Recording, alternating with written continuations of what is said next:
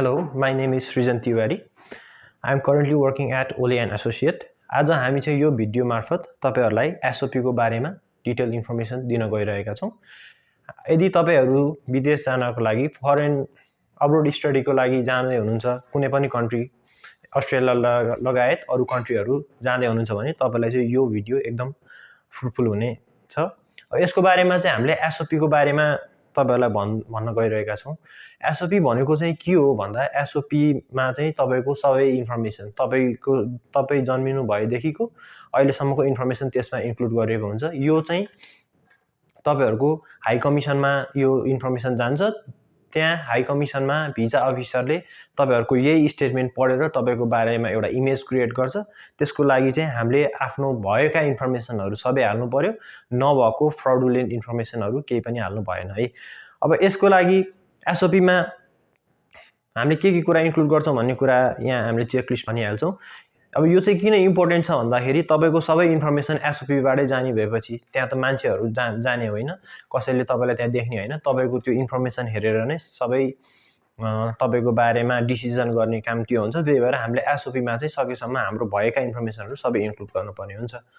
अब हामीले SOP मा गर्नुपर्ने के कुरा छ भन्दा इन्ट्रोडक्सनको पार्टमा हो। इन्ट्रोडक्सनको पार्टमा आफ्नो इन्ट्रोडक्सन, फ्यामिली इन्ट्रोडक्सन, सकेसम्म हामीले चाहिँ रिलेसनशिप सर्टिफिकेटमा भएका जो हुनुहुन्छ उहाँको इन्फर्मेसन राख्छौं। एकाडेमिक ब्याकग्राउन्ड, अब तपाई प्लस 2 सम्म पढेर जान लाग्नु भएको छ अथवा ब्याचलर सम्म पढेर जान लाग्नु भएको छ भने तपाईले त्यो टाइम सम्मको कुन इन्स्टिट्युटमा पढ्नुभयो, कुन कलेजमा पढ्नुभयो, कति जीपीए आयो, कुन इयरमा पास हुनुभयो, अनि त्यो आफूले पढेको स्कुल कलेजहरु कहाँ थिए त्यसको बारेमा सबै लेख्नु पर्यो। एड्रेसहरु पनि सबै खुलाएर लेख्नु पर्यो। त्यसपछि हामीले IELTS PT पनि गरेका हुन्छौं। त्यसको लागि विदेश जानलाई भनेर पढ्न जानलाई भनेर IELTS PT गरेका हुन्छौं। त्यो IELTS PT गरेको सबै स्कोरहरु पनि हामीले त्यसमा इन्क्लुड गर्छौं। अब हामी विदेश गएर पढ्न लागिरहेछौं भने नेपालमा चाहिँ किन नपढ्ने भनेर सोधिरा हुन्छ। त्यसमा चाहिँ अब हामीले के कारणले चाहिँ नेपाल पढेनौ भनेर त्यसको कन्भिन्सिङ रिजन सहित गर्नुपर्ने हुन्छ, लेख्नुपर्ने हुन्छ। यो कारणले चाहिँ मैले पढ्न पाएन, नेपालमा पढ्न मन लागेन भन्ने हुन्छ। खास गरी यसमा चाहिँ कुनै कोर्स आफूले गर्नको स्पेशलाइज कोर्स नभएर पनि जानला हुन्छ, अरु कारण पनि हुन सक्छ है। अब नेपालमा त पढेन, अब अरु कन्ट्री जस्तै UK, क्यानाडा एन्ड USA किन गएन भनेर पनि त्यसको बारेमा लेख्नु पर्यो। हामीले त्यो कन्ट्री किन चुज गरेनौ भन्दाखेरि त्यसका पनि आफ्नै रिजनहरु छन्। त्यो कुरा पनि हामीले इन्क्लुड गर्छौं।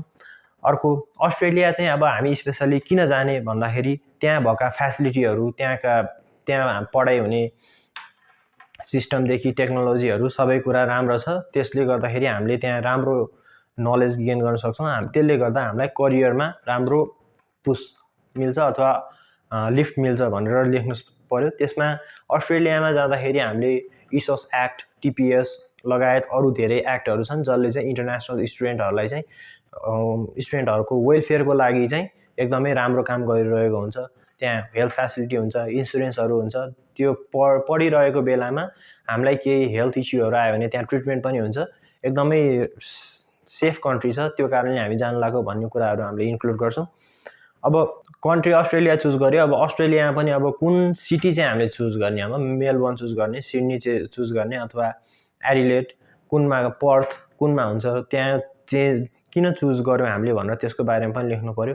त्यसको बारेमा पनि आफ्नै विशेषताहरु छन्, त्यो पार्ट हामीले इन्क्लुड गर्छौं त्यसमा।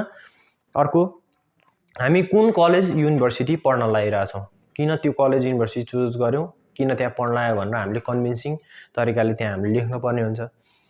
हामीले त्यहाँ पढ्दै गर्दाखेरि त्यो कलेज युनिभर्सिटी कुनैको पनि सर्टेन स्ट्रेन्थ हुन्छ। कुनै IT को लागि स्पेशलाइज हुन्छ भने कुनै हस्पिटालिटी म्यानेजमेन्टको लागि स्पेशलाइज हुन्छ र कुनै चाहिँ बिजनेस अकाउन्टिङहरु पढाउनको लागि पनि स्पेशलाइज हुन्छ।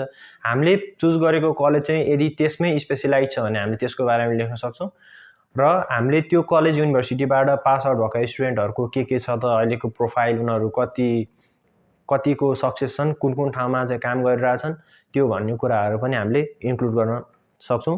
अब हामीले चाहिँ कुनै पनि कोर्स चुज गर्दाखेरि हामीले त्यो कोर्स किन चुज गर्यौं भनेर हामीले त्यसको पनि रिजन लेख्न पर्ने हुन्छ। जस्तै मलाई पर्सनल्ली अकाउन्टिङ फिल्ड मनपर्छ भने किन अकाउन्टिङ फिल्ड मन पर्यो त्यसको बारेमा पनि लेख्नु पर्यो। मलाई आइटी फिल्ड मनपर्छ भने किन आइटी फिल्ड मन पर्यो त्यसको बारेमा लेख्नु पर्यो। आफ्नो त्यो पढिसकेपछि प्लानहरू के छ त त्यो सबै लेख्न पर्ने हुन्छ। प्लानहरू आफूले पढिसकेको आइटी पढ्यो भने म प्लान के गर्छु, म यो बन्नको लागि आइटी स्पेशलिस्ट बन्नको लागि आइटी पढ्नु पर्यो। अकाउन्टिङमा राम्रो गर्छु भन्यो भने अकाउन्टिङ फिल्ड गर्नु पर्यो। कोही नर्सिङको पढ्न चाहनुहुन्छ, अर्ली चाइल्डहुड केयर पढ्न चाहनुहुन्छ भने त्यसको बारेमा पनि किन पढ्न लागे आफ्नो डिजायर त्यसमा चाहिँ झल्किने हिसाबले हामीले लेख्न पर्ने हुन्छ। अर्को कोर्स स्ट्रक्चर। अब हामीले त्यहाँ पढ्न त गइरहेको हुन्छ तर हामीले के पढ्छौँ भन्ने थाहा भएन भने पनि त्यो राम्रो भएन। त्यसले गर्दाखेरि हामीले कोर्समा चाहिँ कुन कुन युनिटहरू पढिरहेको हुन्छौँ, इलेक्टिभ कुन छ, कोर युनिटहरू कुन छ त्यसको बारेमा पनि हामीले राम्रोसँग ध्यान दिएर त्यसमा मेन्सन गर्नुपर्ने हुन्छ। फ्युचर प्लानमा पनि फ्युचर प्लान भन्ने छुट्टै सेक्सन हुन्छ। यो चाहिँ एकदम इम्पोर्टेन्ट सेक्सनमा पर्यो। यसमा फ्युचर प्लान हामी पढ्न त पढ्छौँ, पढिसकेपछि के गर्छौँ भन्ने कुरा पनि हामीले मेन्सन गर्नु पर्यो। हामीले पढिसक्यौँ तर हाम्रो केही पनि प्लानहरू छैन, फ्युचर प्लानहरू केही पनि छैन, हामीले चेकलिस्ट केही बनाएका छैनौँ, कहाँ काम गर्छु भनेर सोचेको छैनौँ भने त्यो अलिक कन्भिन्सिङ भएन। पढेर मात्रै भएन, काम पनि गर्नु पर्यो सँगसँगै। त्यस कारणले हामीले चाहिँ पढेर आइसकेपछि कस्तो कस्तो अर्गनाइजेसनमा काम गर्न सक्छौँ, हामीले कुन कुन पोस्टमा काम गर्न हामी इलिजिबल हुन्छौँ, हाम्रो एक्सपेक्टेड रेम्युनरेसन स्यालेरीहरू के हुन्छ, हामी त्यहाँ पढेर आएपछि त्यो सब्जेक्टको स्कोप हाम्रो होम कन्ट्रीमा के छ भनेर हामीले त्यसमा मेन्सन गर्नु पर्यो। अर्को कुरा, हामी किन नेपालमा फर्किन्छौँ, कि reason to return back to Nepal or incentive to return back. अब हामी त्यहाँ स्टुडेन्ट भिजाका लागि गइरहेछौँ भने हामी त्यहाँ बस्छौँ भन्ने इन्टेन्सनले कहिले पनि गएका हुँदैनौँ। त्यस कारणले हामी त्यो पढिसकेपछि नेपालमा किन फर्किन्छौँ भन्ने कुरा पनि हुन्छ। त्यसमा अब हामीले आफ्नो फ्यामिली रिलेसन देख्न सक्छौँ, हाम्रो फ्यामिली टाई देखाउन सक्छौँ, इकोनोमिक टाई देखाउन सक्छौँ, लगायत अरू कुराहरू पनि देखाउन सक्छौँ है। अर्को फाइनेन्सियल एरेन्जमेन्टको बारेमा पनि गर्नु पर्यो। हामी त्यहाँ पढिरहेको बेलामा चाहिँ हामीलाई कसले स्पोन्सर गर्छ, हाम्रो एक्सपेन्सेसहरू कसले बियर गरिदिन्छ, अरू सपोर्टहरू कसले गरिदिनुहुन्छ भनेर हामीले त्यो पनि गर्न सक्छौँ। हाम्रो अकोमोडेसन एरेन्जमेन्टको बारेमा पनि हामीले मेन्सन गर्नुपर्ने हुन्छ। अकोमोडेसन त्यहाँ गएर अरू एयरपोर्टमा गइसकेपछि तपाईँहरूलाई कसले चाहिँ तपाईँहरूको अकोमोडेसन एरेन्जमेन्ट गरिदिरहेको हुन्छ त्यसको बारेमा पनि यहाँ मेन्सन गर्नु पर्यो। Immigration history. अब हामी पहिला हाम्रो भिजा रिफ्युज भएको छ, रिजेक्ट भएको छ, अस्ट्रेलिया लगायत अरू कन्ट्रीमा कुनैमा छ भने पनि हामीले त्यसको इन्फर्मेसन चाहिँ दिनुपर्ने हुन्छ। अर्को, हामी जुन भिजामा जान लागिरहेछौँ त्यसको एउटा भिजा कन्डिसन हुन्छ। टुरिस्ट भिजाको लागि जानु छ भने त्यसको कन्डिसन छुट्टै हुन्छ। अर्को, स्टुडेन्ट भिजाको लागि जान लाग्छ भने त्यसको कन्डिसन छुट्टै हुन्छ। त्यसको बारेमा नि हामीलाई थाहा हुनु पर्यो।